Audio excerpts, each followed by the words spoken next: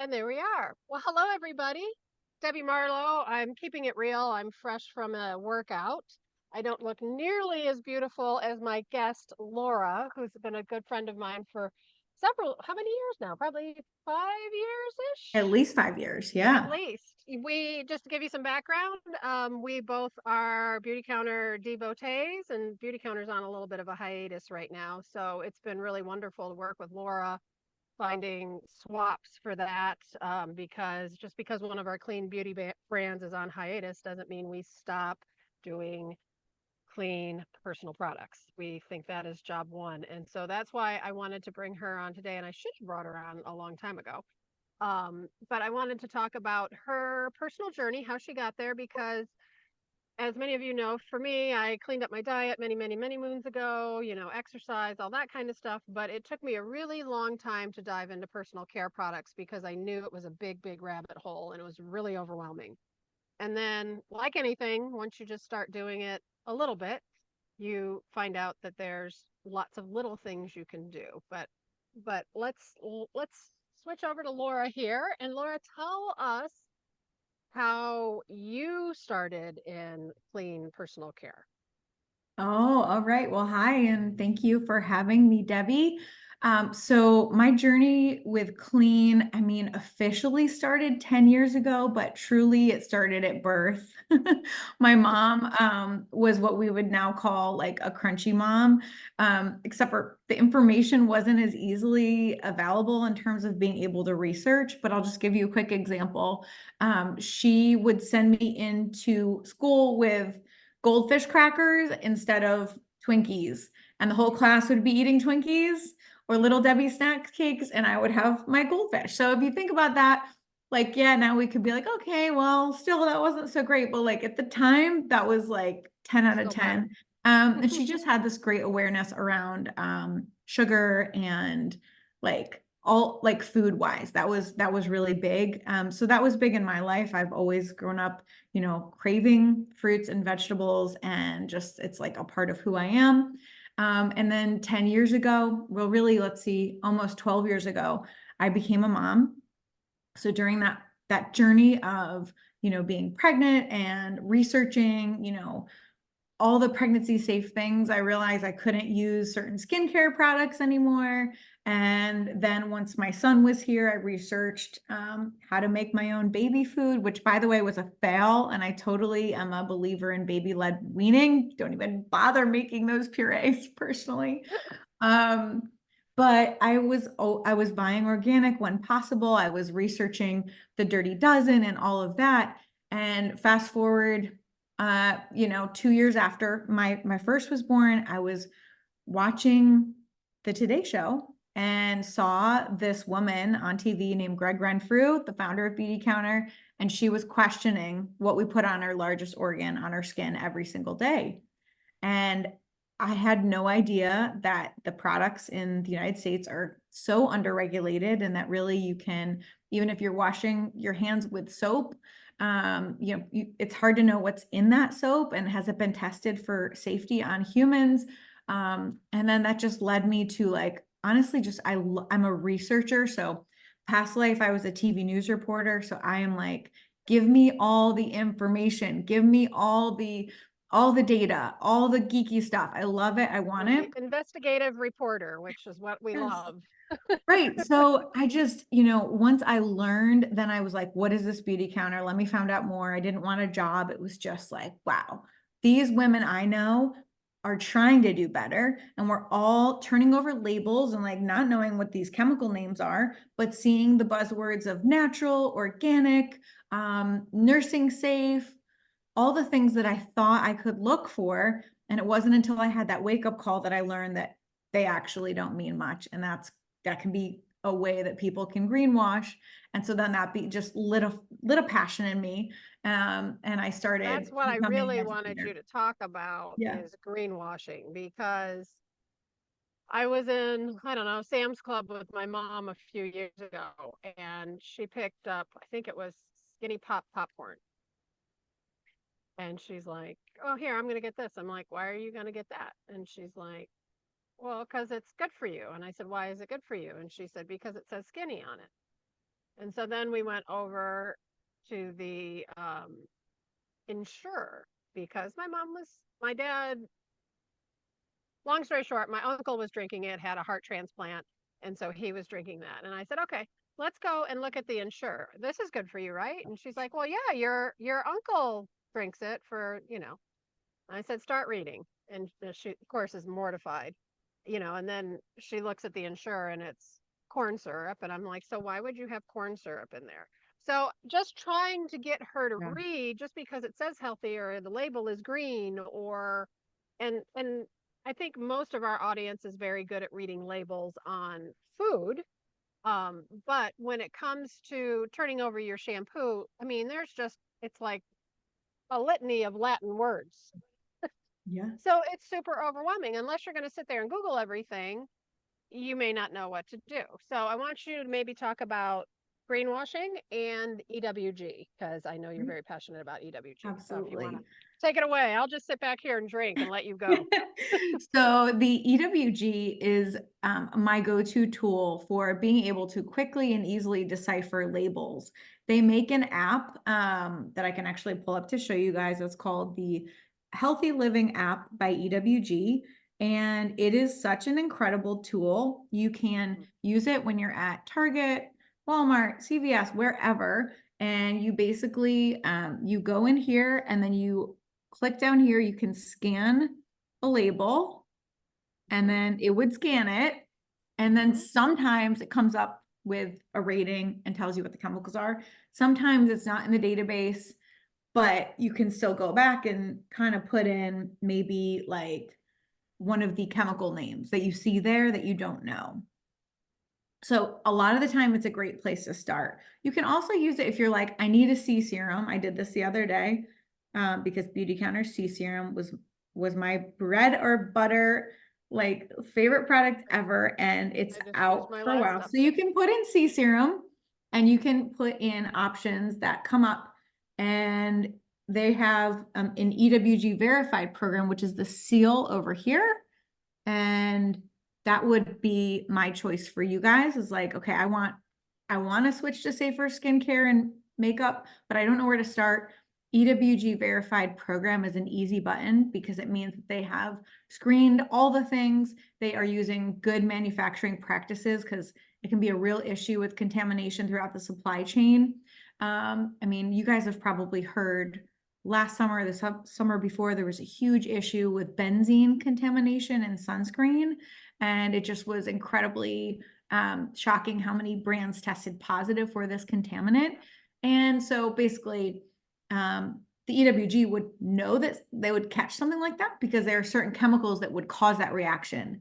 And they would also then require those brands to do the screening and have those good practices. So it's a great easy button. It wasn't as easy when I kind of first started, but it's amazing. Now it is a not-for-profit organization and they are a lobbying organization that lobbies on behalf of the environment.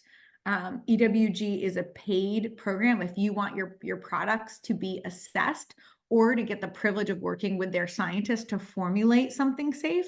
It is a paid program, but from what I understand, it's actually quite reasonable. And I think it's something that more and more companies are starting to do.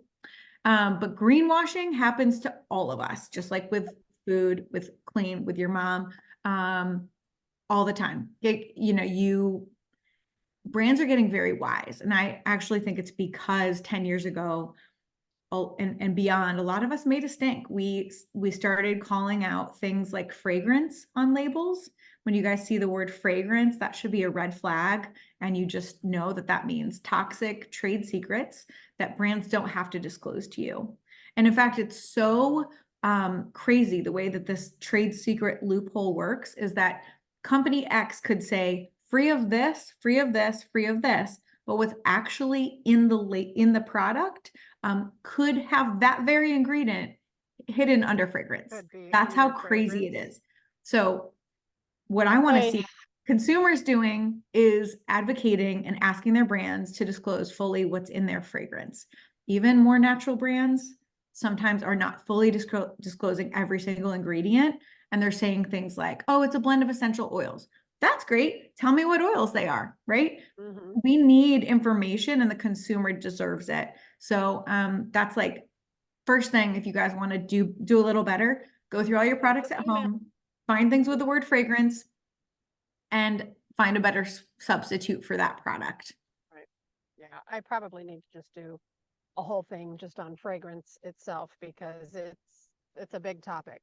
But what you want to do, say there's a brand that you love, but they have fragrance in there. Mhm.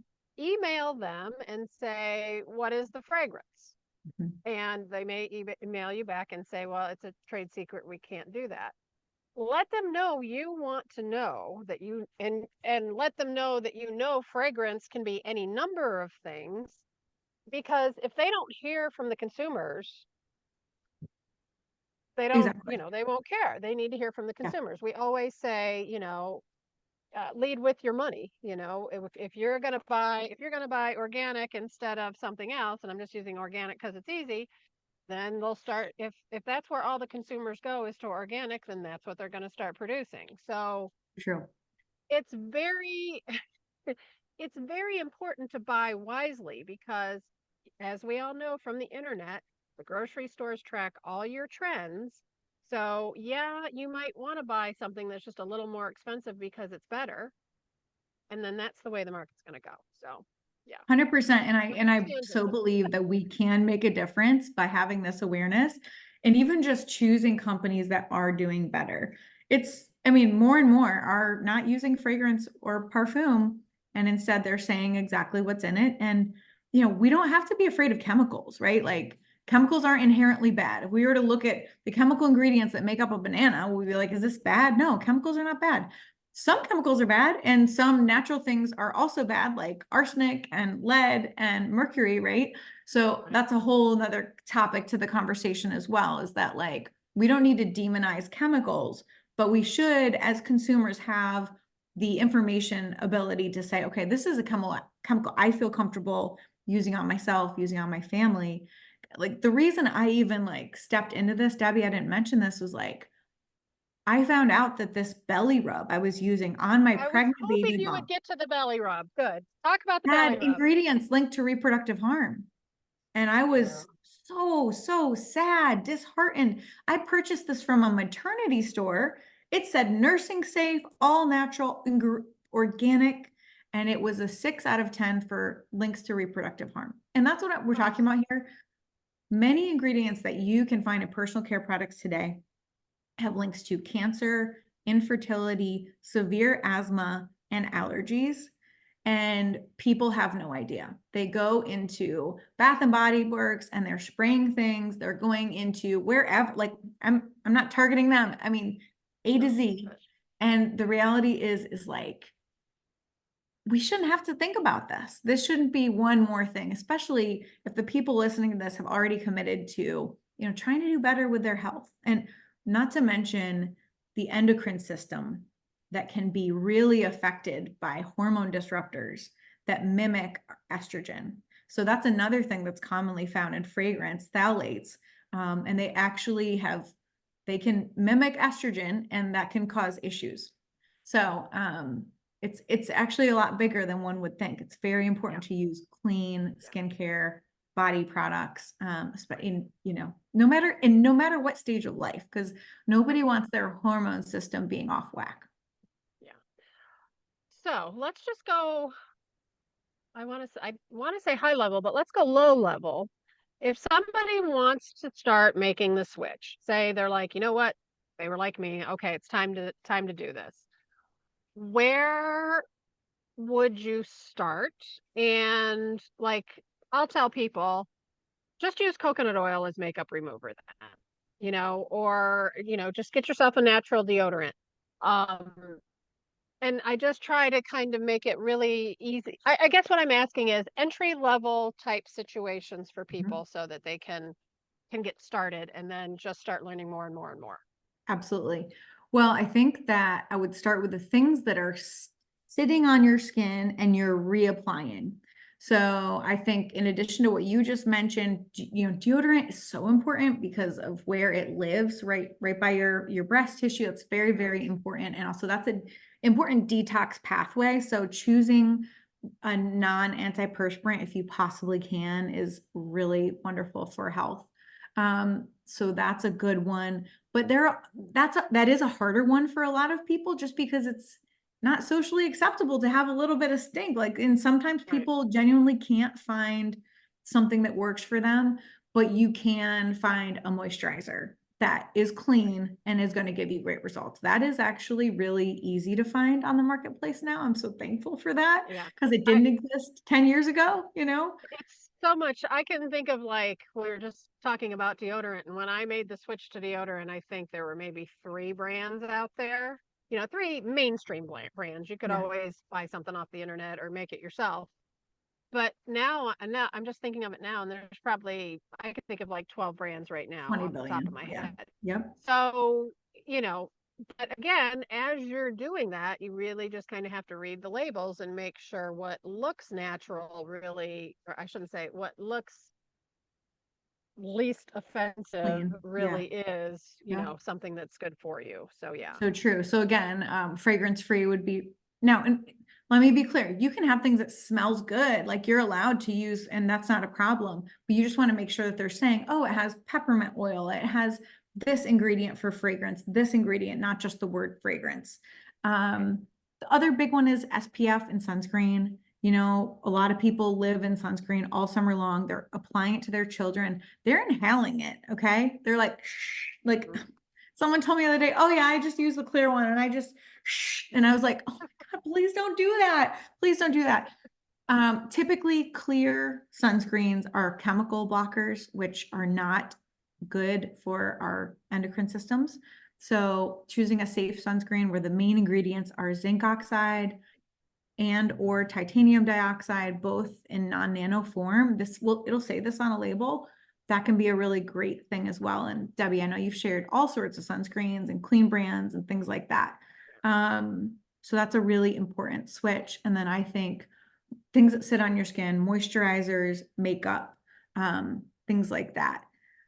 Mhm. I mean, cleansers, they do leave a bit of something on your skin, but you are generally washing them off. So if you had a limited budget, I'd say start with the things that sit on your skin and live there all day. And if you have little ones, their bodies are so just open They're and vulnerable sponges. to chemical exposures.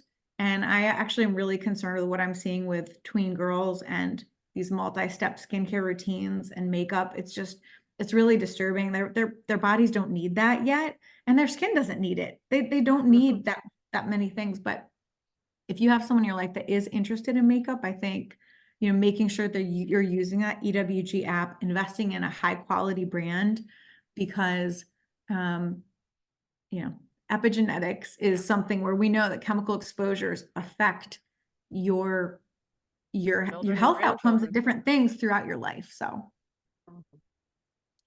I agree. I agree. we could rabbit hole on that So this one, but we won't. yeah, yeah. This is, and thank you for coming on to do this. This was just a touchstone so that we could have a larger conversation. I'm going to get together some resources, just, maybe like top brands or, you know, DIY stuff and get that together, which is something I should have done a long time ago. Yeah. But yeah, I just want people to be aware because there is so much on the marketplace right now that makes it easier to go clean, for lack of a better word. So why not move the needle in that direction? And if, like I got into the neighbor's car the other day and they had the little car fragrance thing, and I got in and I'm like, oh, it smells good in here. And then I saw what it was and I was like, oh my God, I can feel my hormones freaking out right now.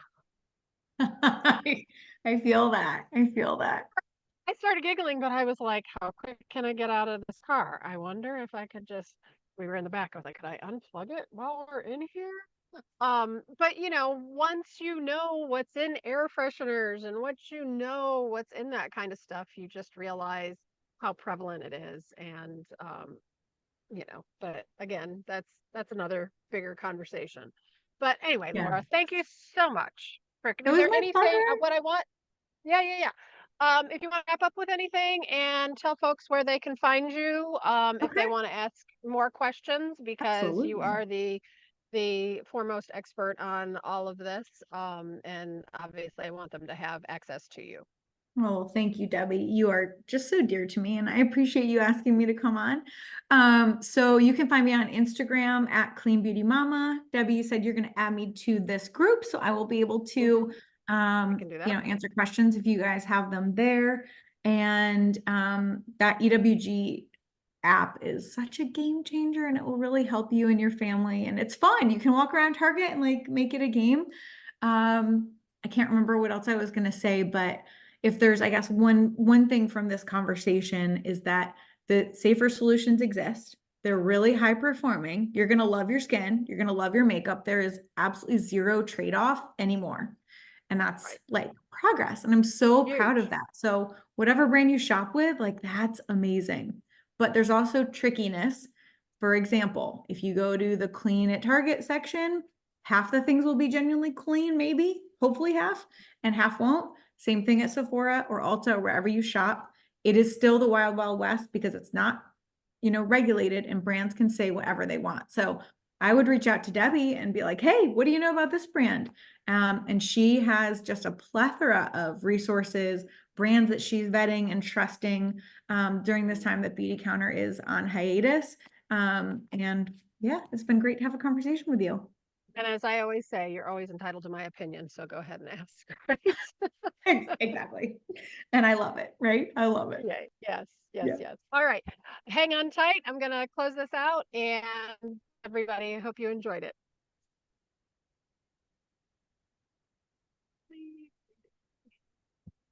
Uh, there we go.